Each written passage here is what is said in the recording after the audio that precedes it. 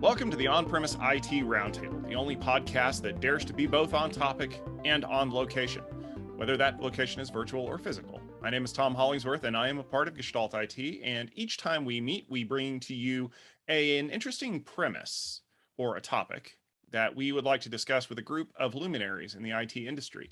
And I have three such luminaries with me today for this episode, and I'd like to take a moment for each of them to introduce themselves, starting with Rocky. Hey, Tom, I'm Rocky Gregory. I tweet under @BionicRocky. I'm director of wireless for Nike, sportswear company. Hello, my name is Mike Wade.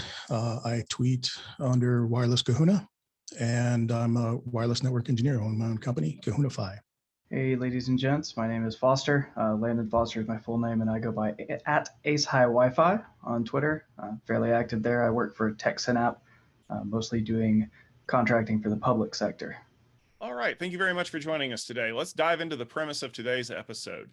Now, we've all spent the last, say, 12 to 18 months kind of sitting around the house doing nothing. You know, it's not like there hasn't been anything going on, except a giant global pandemic. But we've been forced to work from home, or, in some cases we've been back and forth in the office, but maybe not as much as we used to be.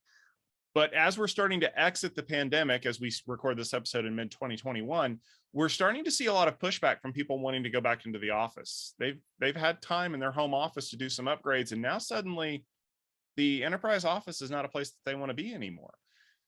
Well, now companies are asking themselves, what can we do to get people to come back? And we feel like maybe one of the answers to that is a little bit of an investment in some capital upgrades. And because we have three great wireless engineers on the podcast, I'd like to throw out the premise that the secret to getting people to come back to the office is to upgrade the enterprise Wi-Fi. Now, if you follow Wi-Fi a lot, you know that the cadence of technology goes really fast. I mean, we've just been talking a lot about Wi-Fi 6 or 802.11ax, which is poised to become the new dominant technology. But we're also even starting to see rumblings about Wi-Fi 6E, which is 11ax running on 6 gigahertz in that spectrum. And so that's going to require a lot of new technology in order to embrace that. So I guess the question that I want to throw out to people as we talk to debate this premise is, do you think that getting someone to upgrade their enterprise wireless is going to be enough of a driver to make people want to come back to the office? Yeah. I just upgraded our world headquarters to all Wi-Fi 6.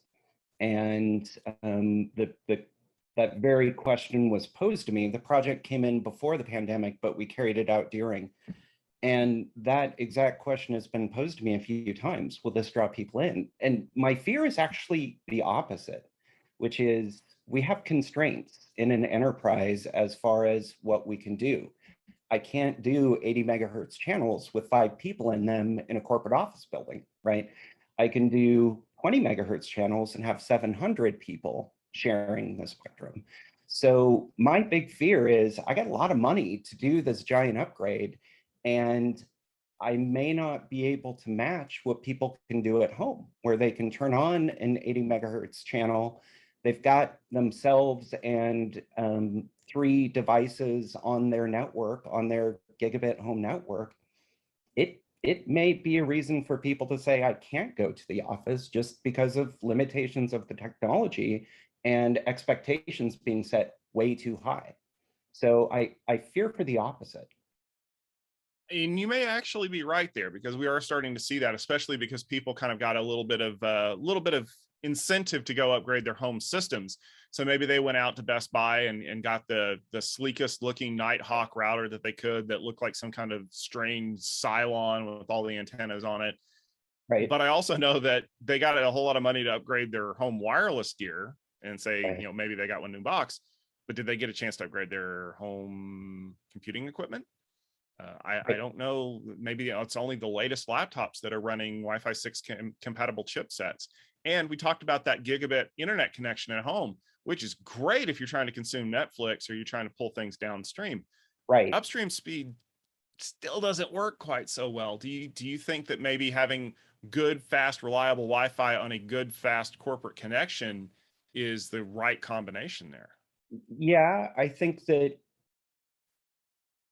when it's local assets, so when someone's uploading from a building on campus to, the SAN, it's probably going to be better.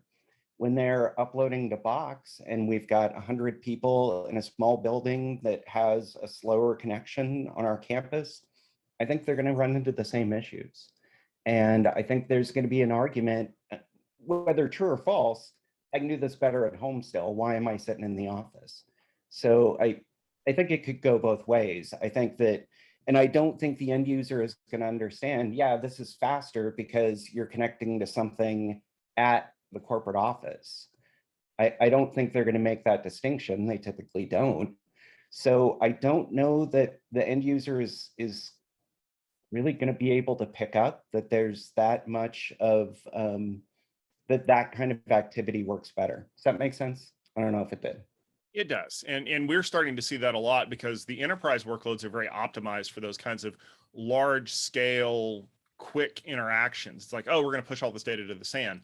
Whereas things like Box and other cloud services are optimized for that crazy kind of connectivity that you get when you're sending data to a place in Reston, Virginia, or out in Oregon somewhere.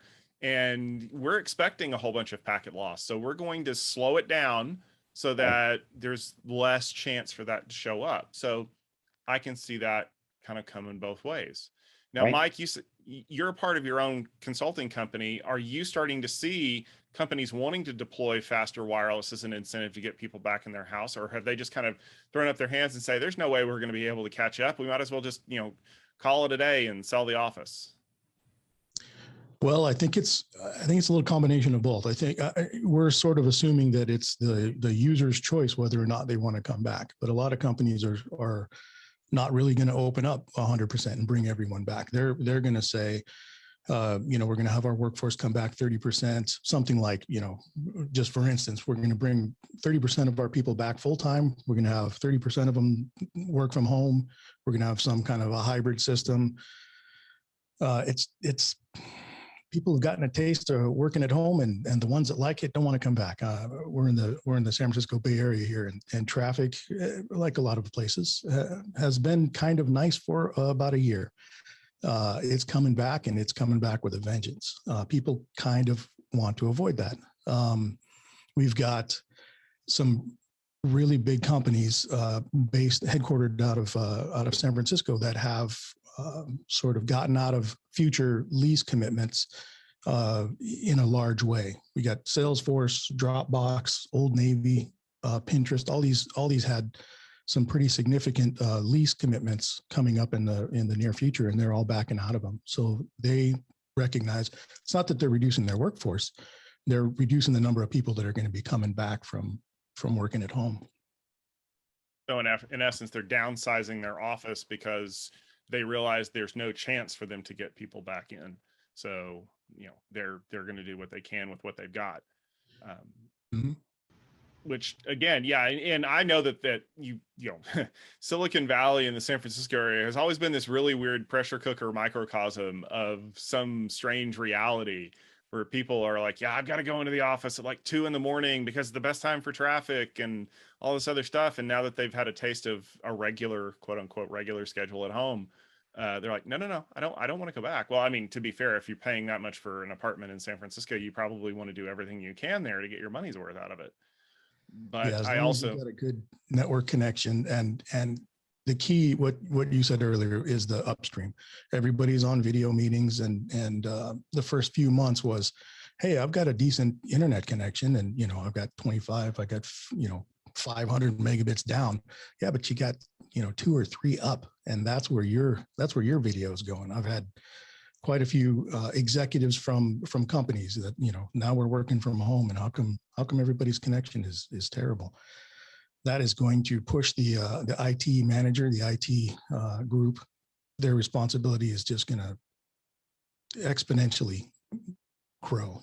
I'm responsible for my building, my site, and tuning that up and making that work as best as we possibly can. Now half the people are working from home, and they've all got whatever they have at home. We're pushing. If they're lucky, they're putting an AP in the house, and they're extending the corporate network out, to the home. But all of those internet connections that they've got to manage and make sure that they're up to snuff. Yeah, the bad thing is that I can get a really awesome wireless connection for my house, but I'm still stuck with a consumer grade upstream connection unless I really want to pony up for a business class one. And even that's a hard sell for me as someone who works remotely 100% of the time.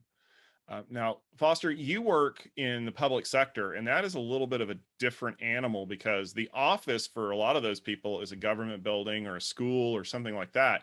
So it might even be a little bit different of a perspective from where you're coming from. Are you seeing people wanting to upgrade in wireless investments as a way to kind of pull people back to the, whether it's the department of something or the school district?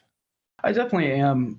It's kind of an interesting situation in the public space because they don't have as much of an option. One of the agencies that I work for is actually going to a hybrid model, and they do have significant investment, but it seems like it's turning more less quantity and more quality. They want the connections that are going to be there to be really good while actively rotating the workforce. So you don't have one guy who's stuck at home all the time versus someone who is living in the office.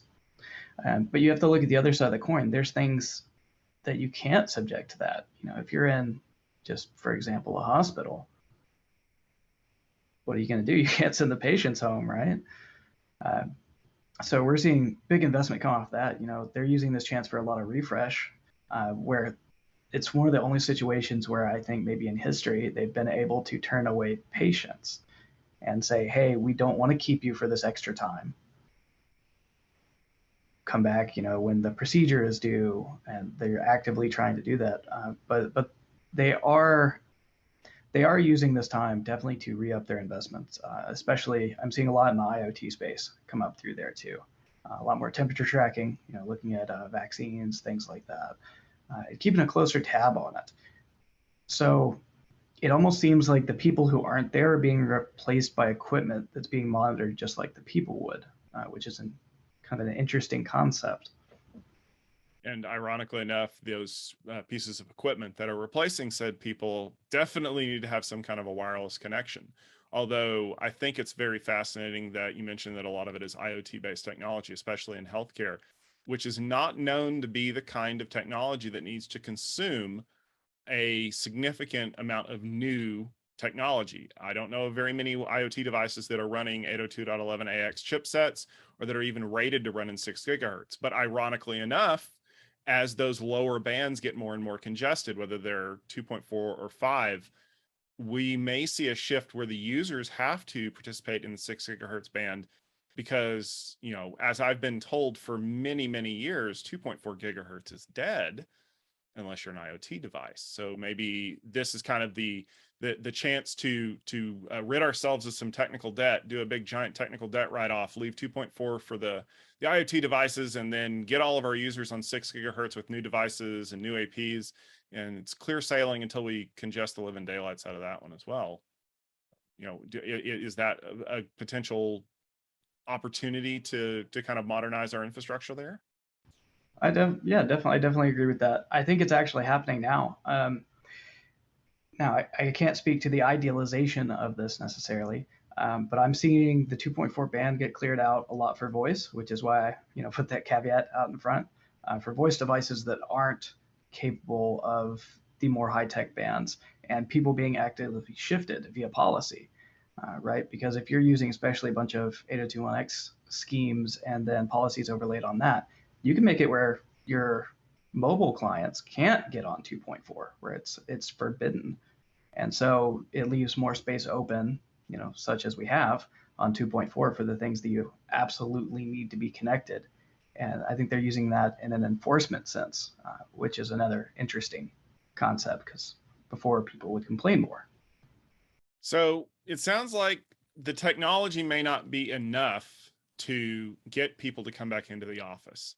So that kind of then makes me wonder, because I've seen reports from a lot of different companies, including IDC, that said enterprise wireless spending was up in Q1 of 2021, like more than a little too. like we're looking at the possibility of upwards of 25% increase year over year. Now, obviously there weren't a whole lot of people that were buying upgrades last year anyway, but if the traditional story is to be believed that people don't want to come back to the office because they rather work from home, is this a case where companies are spending more money to upgrade their infrastructure in the hopes that the people who are left at the office have a better experience? Or is there something here that we're not accounting for? Is this just a chance of, you know, maybe these companies are trying to offload gear as quickly as they can so they don't have to have carrying costs? Are we going to see this crash in the last half of the year because nobody really does want to go back to the office? I think it's a little bit of both, right? It was a good opportunity if you could get money through budget cycle to do an upgrade of wireless, right? There's no one in the office, and I just lucked into it with my upgrade that the office was basically abandoned, so I could go in and tear access points out all day long and not affect users. So, but that budget exercise had happened before the pandemic, so I struck lucky. I think that smaller companies had that opportunity, and if they were able to be nimble enough to seize on it, what a great time to go in and upgrade your Wi-Fi. You got no one there. I think that's part of it. I think another part of it is the manufacturers dropped their pants on stuff. They didn't want to be holding on to a bunch of gear. And they, of course, oversold and overmarketed Wi-Fi 6 to the C-suite, right? It's the new panacea. Everyone's going to have 5 gigabit to every device. Your phone is going to download pages before you request them. Like all that marketing BS kind of hit in the hype cycle where people were buying at a time that coincided with this pandemic. So I think it's a lot of factors. I think that the marketing piece of Wi-Fi 6 probably did happening at the same time that the pandemic happened, probably did come to some of the C-suite as a way to draw people back in when all this stuff is over. But I don't know that that was as big of a motivator as the technology change and manufacturers freaking out that they didn't want stock on hand. Mike, what do you think? I very much agree with Rocky there. It was a great time to upgrade. The office is empty. If the upgrade was coming up and the budget was there, you know, couldn't have been a better time. But I've also got customers that were nimble enough to see the writing on the wall and make some changes. Some of them had to. I mean, now customers are sitting outside. We didn't plan on covering the exterior of the site before, but now we've got to. So we had to redesign the network for that. I've got a large public venue that went from just standard, you know, order your walk up, stand in line, order your stuff from the concession stand to cashless. It's been cashless for a while. Touchless vending. You have to sit in your seat, place your order. Maybe you can go somewhere and pick it up, or for the most part, somebody's going to come deliver it to you. But you're not going to go up to stand in line and stand with a bunch of people and possibly become a victim of the current situation. So we had to readdress the entire design of that site. You know, the requirements for wireless network have changed drastically in some situations, and if you can, you know, meet the issue head on, that might be a complete redesign. Yeah, that's one of the things that you have to consider, especially from the service industry aspect of it. You know, Foster, what about you? Do you think that maybe the situation is that people were just trying to clear out inventory, or are businesses just super hopeful that this is the carrot that will avoid the pink slip stick? I actually would attack it from a completely different angle. What I'm seeing from private sector clients is massive downsizing, not in terms of personnel, but in terms of real estate. Now, if we can give out, say, 500 laptops and 300 of those want to stay home, we don't need this gigantic office in Midtown Houston. So, you know, they're saying, hey, we can refit this warehouse for a quarter of our monthly cost in this high rise, make it nice and comfy, have a whole section over there dedicated to employee breaks with couches and things like that, and still pay a quarter of the cost because your real estate cost doesn't scale square foot by square foot. It's exponential, uh, or at least geometric. So I've seen a lot doing that.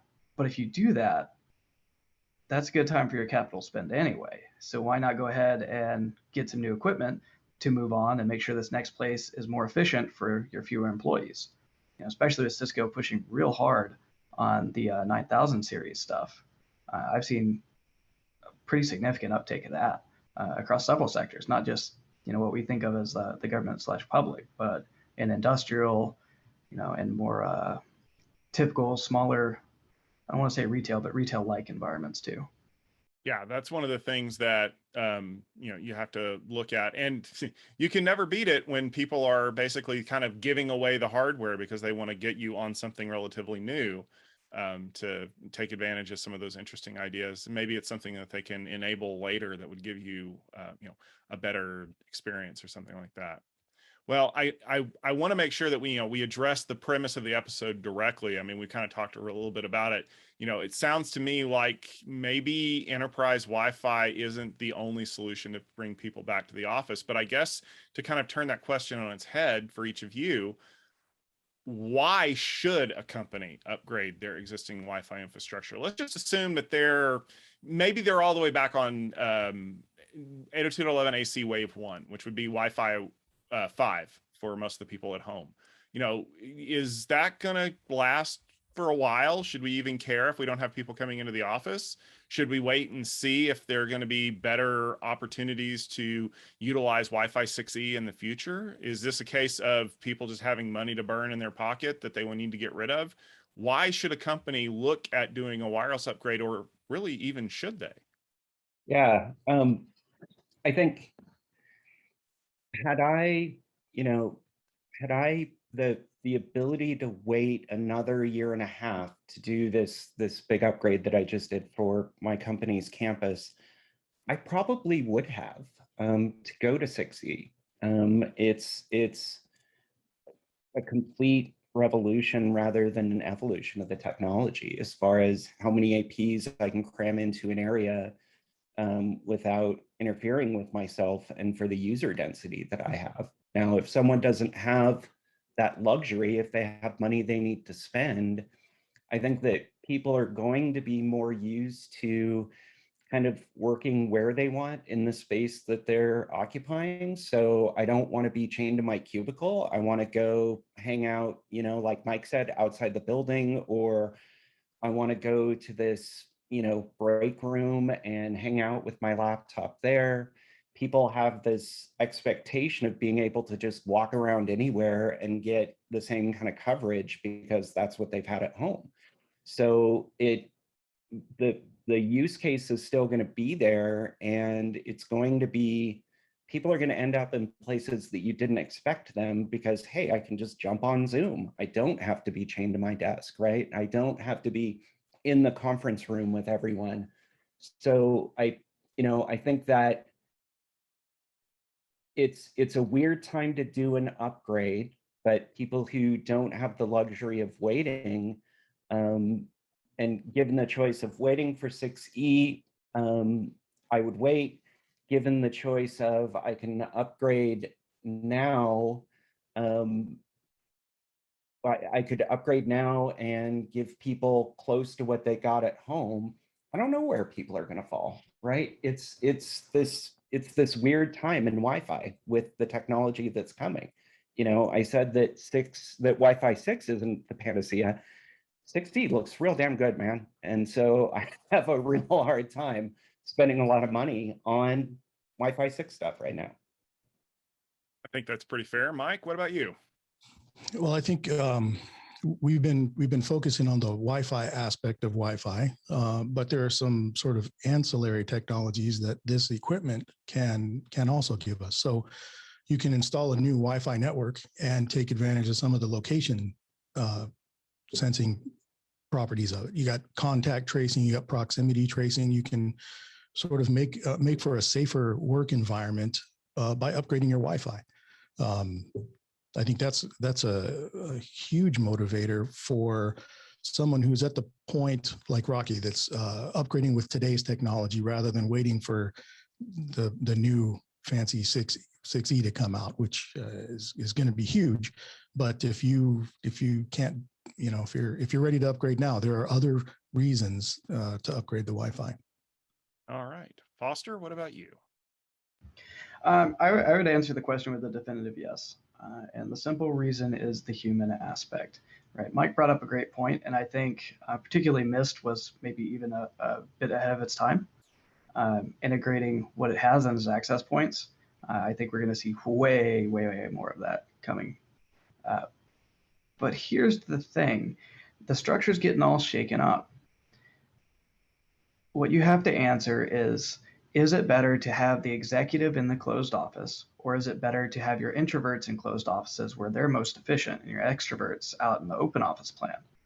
Because as an introvert, when I was in an open office plan, someone stopped by my desk every 2 minutes. I had to struggle to get anything done. Now, you close me in my office and I have a day's work done in an hour. That translates directly into money, and ROI is what fills your balance sheet, right? So you get that combined with the simple transmission efficiency, let's call it, and I think you've got a winner. It calls back to what we talked about in the first part of this conversation. You're going to have to make your people at least as comfortable as they feel at home within their expectations of a work environment. And if you don't meet that, it's not that your people aren't going to want to come in. They're going to go to a new employer. I guarantee it. 100%. How many engineers do you know, specifically for us, that are introverts? Because I know a lot.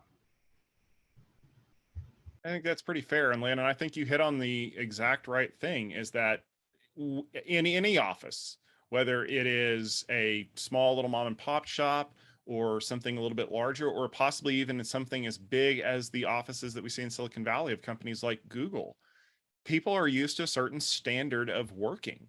And that's one of the ways that companies like Google enticed folks to come in was, office snacks and office drinks and fun little spaces that are not your typical cube farm. But for those of us who didn't have that opportunity in years past, when it finally arose and we could go home and we had our space that we could work in, now it's going to have to be more to get us to want to leave that space. Just like trying to convince people to leave a large corporate company is not as good as, hey, we have fast Wi-Fi and you can set your own schedule. You're going to have to continue to offer those fringe benefits. You're going to have to continue to offer the kinds of things that make people feel comfortable and productive.